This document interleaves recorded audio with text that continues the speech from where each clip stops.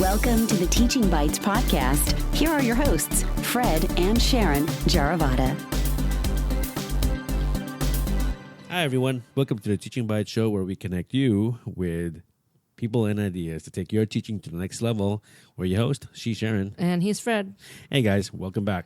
So, real quick, this episode is we're going to be talking about the end of the year reflection that we're both experiencing. Recorded. And we recorded this at a restaurant, the Squat and Gobble here in San Francisco. The reason why we did that is that it was the only time we can get away, and my sister was able to babysit the boys. So we were able to run and record it, and we were really hungry, so we did it at a restaurant. Yeah, we ate. We actually had drinks, and it was very casual. You'll hear background noise, and we didn't have our microphones as we do now. But it was really cool, and we wanted to make this episode to have you guys listen to our end of the year reflection and wrap up about what we learned and things like that. Yeah, so Sharon is actually done. I have about a week more left at my school. All right. So, and we'll also be talking to you the next episode, or the one after this. We're going to be talking about the 21st century skills that every teacher must know. It's a cheat sheet that we created, and you can actually get that now. So you can get that now at www.teachingbites.com/21 or 21st century skills. Again, that's teachingbites.com/21st century skills. Okay? And make sure you guys download that now, because we're going to be talking about the 17 categories that every teacher must know with the 21st century skills. All right, folks, so make sure you download that now and go ahead and listen to this episode and let us know what you think. Yeah, and if you have any cool reflections too, leave us a message or something, hear about what you learned this year. And share this episode, subscribe, and leave us an honest review on iTunes. All right, folks? All right, enjoy. Peace.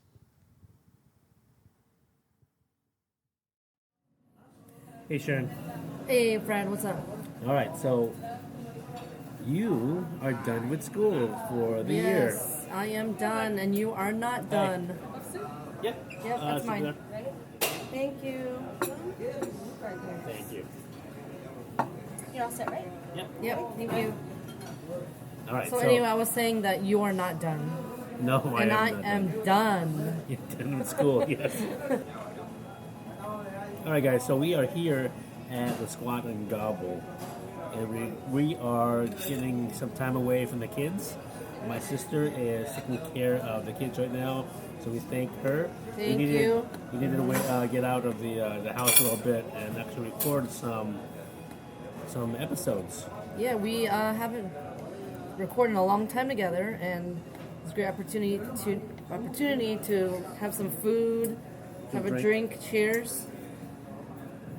Some soda water. We're drinking soda water. Right. And this episode we'll go over our end of the year reflections. But before we do that, we're going to reflect on what we did this year, how we felt about it, what new things we want to try next time, and what Sharon's plans are for next year. And we'll see that. We'll take it from there. Yep. But anyway, Okay. So Sharon, before we get started, explain what you're going to do next year, because you're not going back to teaching for at least a year. Yes, this is a very big stage in our life.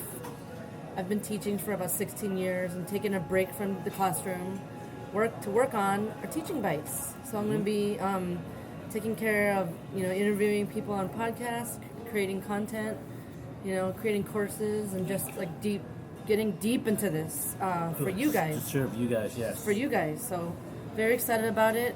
I will be going to our kids' school to volunteer. I'll have my own time too, but I want to work really hard on this and just see where it goes. So it was a little bit scary at first, but I'm very relieved to not have to go back to the class or get it ready, and right. I've had a lot of good years of teaching. I just need to take a little step back right now. And I think everyone should take a year off at least. Yeah. Every teacher, especially when you've been teaching so long. Very long. Right. But, Yeah. So that's cool. Yes. So that's what. But I'll still be teaching. I'll be still in the doing what I'm doing. And my year, though I have a couple more weeks left of school, but I am gonna be also presenting at other talks happening this year as well, and that's going to be exciting for me. Okay, so Yeah. let's go ahead and start reflecting, Sharon. Okay. So let's do this. On a scale of 1 to 10, how do you think you did this year, 2015, 2016? And I guess that question could be as specific as an area of teaching or in general. In general, you're teaching, yeah. You can get as How do I specific think as you this want. year? I think I could scale it on how much I tried new things. That's what I'll scale it on. And I would say probably scale of 1 to 10, 6 or 7. The reasons for that are, I think just asking you for help. Like, Fred, what do I do about this? And you help me with it. But also being involved in helping you guys, getting ideas for you guys has gotten me ideas. And especially Pinterest, like especially the last minute thing I need to do. I go there, I find a lesson, I implement it like the next minute or tomorrow. So I mean, like at the last possible moment. yeah. Or Yeah, why is that? Why did you do that? Why did you wait? Wait. Because you're the teacher, you're kind of person that doesn't, you always prepare, you always prep, you're always ready. But sometimes I'm not. I mean, sometimes you do it on the fly, right? Yeah. And you're like, oh, maybe I'll just, think of something while I'm doing it. But at those moments, I feel like I need some more substantial, Have you done more on the fly this year? 2015, I 2016? think I have, yeah. How do you feel about that? It's exciting, but at the same time, I'm like, is it going to work? And if you don't, and I just see what happens, Sometimes I feel like in my gut, I'm like, well, I just want to see because I'm tired of the same old stuff I've been doing. So trying something new, maybe it'll be fun. And the kids always, you'll learn from the kids. So that was fun to just try new things. And how about you? On a scale of 1 to 10, how do you think you did this year? Okay. And what area do you want to focus on? Okay, so I think I rate myself about 7 or 8. Maybe 8, closer to 8, maybe 7.8 or so. Okay, why? About what? So I can't rate myself 9 or 10. 10 is perfect, right? It's a perfect year. 9 is I'm really close to perfect. And my expectations are probably very close to perfect. But I gotta knock myself down to about 7.5, 7.8 or so. Because there are things that, it was a big change also this year. This year, there was not a digital citizenship class. I was not responsible to teach anymore. I've been teaching that for years and years and years. Yeah. But this year, we decided to take it away from the classes and integrate it into the classrooms. So the classroom teachers were asked to start incorporating digital citizenship, academic integrity, like plagiarism, and how to search information online. That makes more sense in the classroom. But that was one of the challenges that I knew was going to happen, and it is definitely a challenge to get the teachers to do that. The teachers are already they're already busy with their own curriculum and other stuff already, and it's having them to think about digital citizenship in the classroom, it's time consuming, and it's another thing to worry about. And that, although it did succeed in some classes, or some teachers have done it a little bit, definitely could do much more. And that's definitely the thing why I would knock my expectations down. So it was a good year. Things I got to learn more. Howard, my direct supervisor, is always supportive of what I do. We did this podcasting at schools. I was able to interview a lot of the teachers at my school also. So I got to learn a lot from other people. Went to, again, Howard sent me to conferences, and it was great. It rejuvenated myself from last, a few months ago.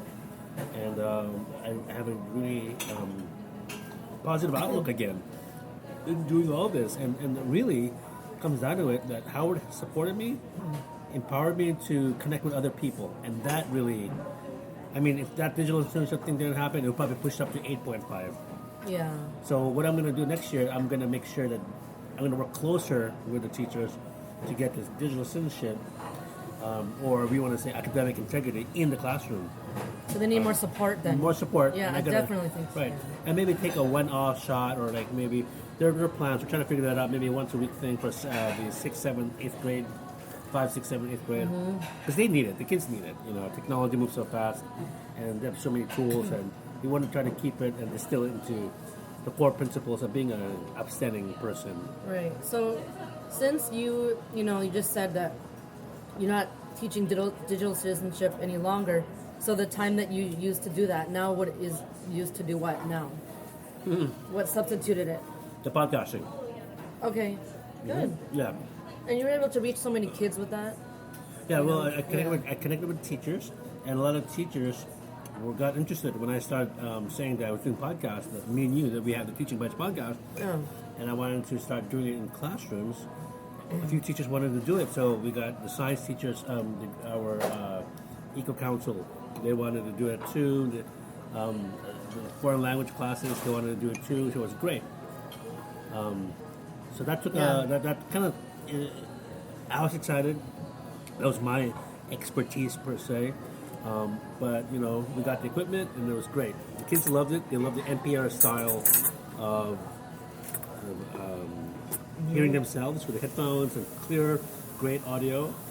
Right now we're using just a digital recorder at a restaurant at Squat and Gobble. Yeah. But I like this because it's the ambient noise.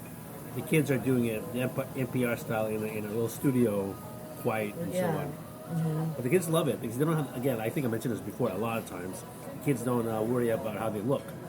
Yeah. You talk about Their voices. The voices only. And also, we also had the Lego robotics. So that was an elective class that kind of took some part away from the digital citizenship, or took up time from the digital citizenship. Have you thought about the kids maybe podcasting like on a field trip, or podcasting like on campus outside, or in the hallways or cafeteria? Yeah. So they did. It was unofficial. They just kind of took the digital recorder and started recording around the campus, just walking around. Oh, cool. Just to get them used to it and see how that would work. So we were experimenting with that, and I had to work with teachers on how to get those projects going next year. Yeah. Okay. What was your best success this year, or what was the best time you had in the classroom? There's a lot of good moments, because I guess one of my Your ta-da moment. the most recent, I have to say, is one of my students. He had a difficult year. He was one of the kids, very, very bright, loved reading, is awesome at math. But when it came down to writing, he was a very fixed mindset kid, so he'd always say, I can't do it. He'd get stuck, he would cry, break down. He would get blocked. Was there any parent communication about There this? was. Oh, yeah. So, that was the most thing I was So they worried knew about. this, the parents the knew parents this. knew, totally. And they talk to you about it, and you talk about strategies. Right, so I suggested that he see the school counselor, just to have another outlet. Not his parent, not his teacher, but another person just to like talk about things with, and she has strategies where she can help him. So I suggested that he, see her as a counselor.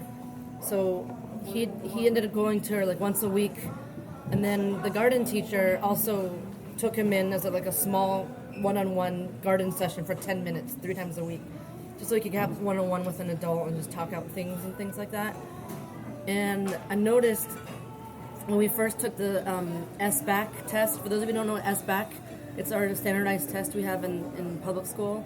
And when he first took it, he was crying, breaking down. And the next time he took it, he improved his attitude about it. He was so, I'm going to go right through this, I'm going to do what I can. He was fine. And I noticed the last day of school, I tell my kids the first day of school, you can either give me a handshake or a hug. So then, they choose whatever they want to do. But then the last day of school, I say the same thing again. And he gave me the biggest hug, so hard that I thought I was going to pass out. Wow. At one hand, he used a lot of high How old maintenance. is he? He's in third grade. My third grade student.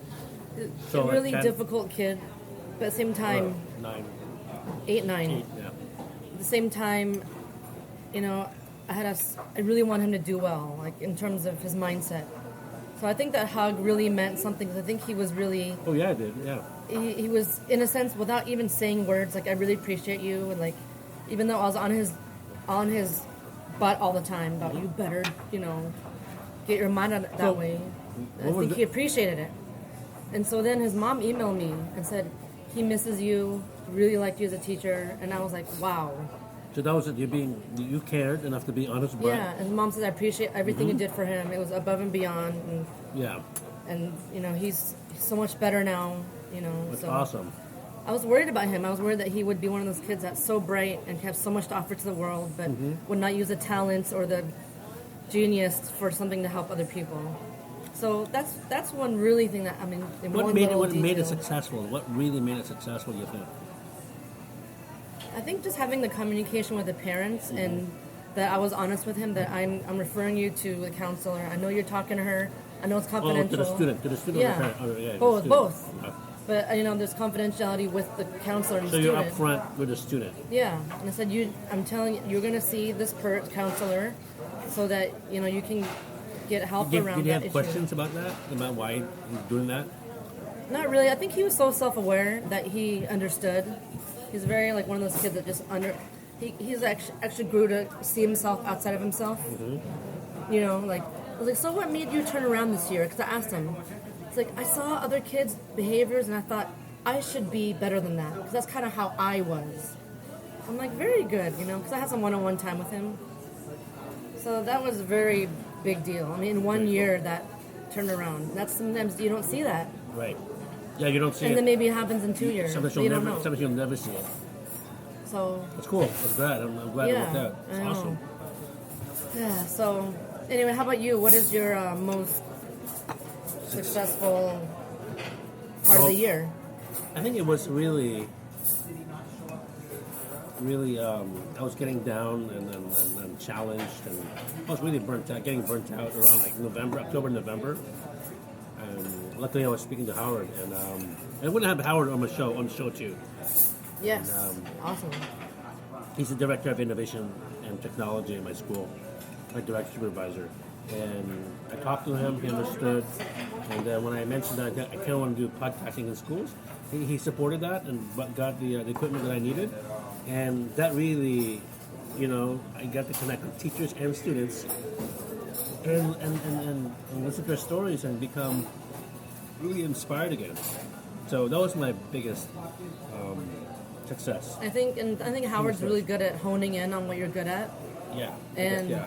you know, having you use that talent or the skill you have to spread it out. Yeah. You know. Yeah. So thank you, Howard, for your support. All right. Okay, so what do you think was your greatest challenge then this year? Okay, so on the other hand, greatest challenge I would probably have to say is, I think, you know, every year there's always the curriculum you have to always get to, especially by the testing, the time testing comes. And this year we had a new math curriculum that the teachers designed. And, you know, generally a lot of teachers don't like it, but I'm okay with it. I guess for me, I feel like I could just look at it and find other ways to supplement. But that was challenging still because, you know, to me, I was looking as a guide, and then I would say, what I bring in. And so I was trying to always figure out how am I going to get all these standards taught by the end of the year. And so I just ended up skipping things, and again, Pinterest, awesome. I just looked up, I know that you have to learn about area and perimeter. Okay, Pinterest, gods, please help me find an idea so I could just get through this. And by the end of the year, I had to do it like one lesson for that concept, just to get through everything. I had to skip things. So I think it was a challenge, but I think I accomplished the most I've ever done teaching math. Because usually that's the rush to the end. You're trying to make sure they get everything. But it's always very hard with all the other time constraints, field trips, end of the year stuff, other things going on. You know, it is. It's always one of those things where I can't seem to get it right. Right. So what would you do differently then? I Next mean, time? When you go back to teaching, what do you do differently? well, I think I do have, very luckily, I had a parent that helped me create my unit-long plan, like a curriculum overview by months and subjects, and organize this big spreadsheet kind of thing. So we laid out what you're supposed to teach this trimester. What do you mean a parent? Why did she do that? She helped. How did you connect with her? Did you ask her? No, she actually was hired by her school to help Oh. teachers that wanted to help. So she's an employee of the school. Not really. I mean, she was just paid just for like a stipend amount to help. Okay. And it was really great to just talk to somebody about what I want to do for the year and how how we can lay this out in a timely fashion. So I had that with me, but I didn't really look at it all the time. So if I could do it again, I guess I should be more mindful of, okay, I got to finish this. I really got to finish this by this day. I can't let it drag on. At the same time, sometimes I need to teach this lesson 2 or 3 times to get it. Or, so there's always a fine balance, but it's always time management. Just trying to make sure that I get that in amongst all the other things, right? How to be a good citizen, like all that stuff. So, Right. yeah. Cool. So, but how about you? What was your greatest challenge? I think going along with what I said earlier is to continue to look for new tools, innovative ways of teaching. Finding that something I'm excited about, like sketchnoting and all there's other innovative ways of doing it. 10 ideas a day, something like that. Can you explain that 10 ideas? Basically, you write 10 ideas to help. I've been reading a lot of books about innovation and how to, and I'll write this. Probably another episode about innovation in the classroom, and actually, there'll be something coming out for the listeners to download. We're trying to design something about how to be a more innovative teacher. Yes. So Look out for that. yeah, and we're designing that, but trying to get those ideas and distilling it where classroom teachers can actually use it. But I'm going to be mindful, and again that's the buzzword, be mindful of teachers how they can actually do it in the classroom. I can't ask them to do some major transformation. It's not fair. It's just too much. So I'm trying to get all this information in myself and try to filter out what would the teachers actually use quickly, easily, and effectively. How can they be more efficient with this? So that's my biggest challenge right now. But again, as I'm trying to help my teachers and try to innovate, trying to do something new and better. And there are a couple books I've been reading, great books. Yeah. This one by called The Innovator's Mindset, The Moonshots in Education. Again, I'm going to have another episode about that in particular. And other great books, new books. I'm not talking about the whole Sir Ken Robinson stuff. That's all great books already, but they're old already. We want to get newer books out there and share that with you teachers out there, because these are amazing books. And I have some tips and ideas on how to actually pull it off, how to innovate your classroom. Okay? You know what? I was just thinking you should make a summer reading list for teachers, because I always hear my colleagues, like, they read the books over the summer, and they read like pleasure books, but they also read like professional books. And I never had the drive to like want to sit down and read a book about teaching, because I'm like so tired. I just want to like relax, but I see the value in it. I could totally see how it could change the way you plan your year and things. And that's why I understand that. So it's my job to get those books, digest it, figure it out, and share it with the teachers. Yeah. So so that's one of my goals, to do that in my school. Okay. And that's always a challenge. It's always going to be a challenge, but that's what I like also. You like the challenge, yeah.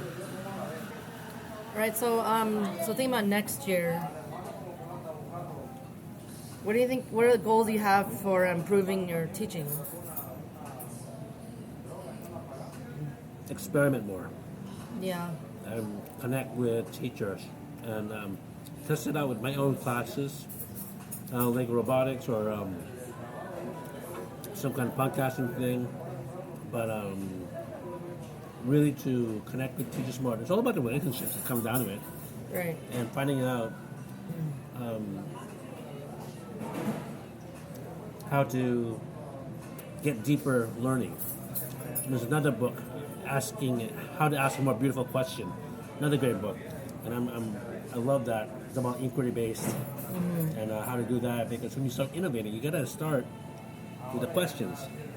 So, getting deeper and not just superficial type of innovative.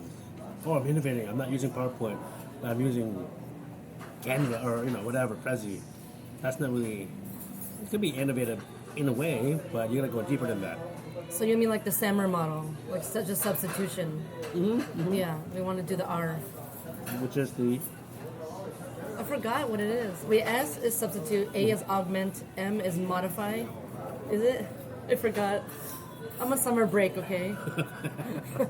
R is reform. What is it? Oh gosh. You know what? I'm forgetting too right now. Okay. Oh well. You guys know what I'm talking about. The SAMR model. Yes. Cool. If you don't know what it is, it's very, very, very cool to know. Obviously, I know some of it. Okay. So Okay. we're gonna start winding this episode down. Is there anything else you want to give heads up? Well, I guess since I asked you about your goals for next year, I could talk more about what I'm going to do next year. What are some thoughts? Some quick thoughts. Yeah, I mean, I want to start interviewing more people in the summer, my colleagues. Like you did more than me. I did one. Eliza, thank you.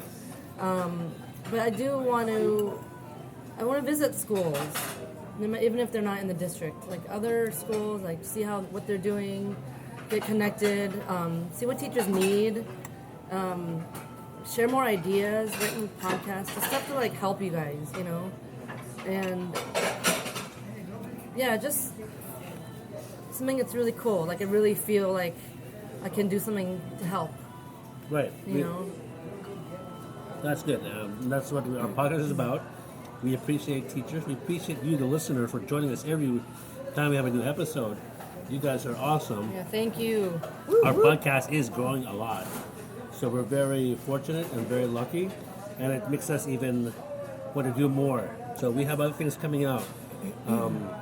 So make sure you guys subscribe to our show and share this show with others, because we really want to spread the word around that we're here to help. There are things coming down the pipeline that I think it will definitely help a lot of you, and to take your teaching to that next level. I know we say that every day in our episode, but it's true. We want to bring really all mean this it. up. Yeah. We really do mean it, and we can't do it without you guys, because you guys are changing the world. You guys are doing it every day, and you guys need help.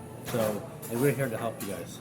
Yeah, and if you have something you need help with, please email us, leave a review or go to our Facebook page and just, say, I need help with this. And, if you are not part of our private Facebook page, people actually, they really help each other, and it's a great community. So if you need help, you can't do it alone.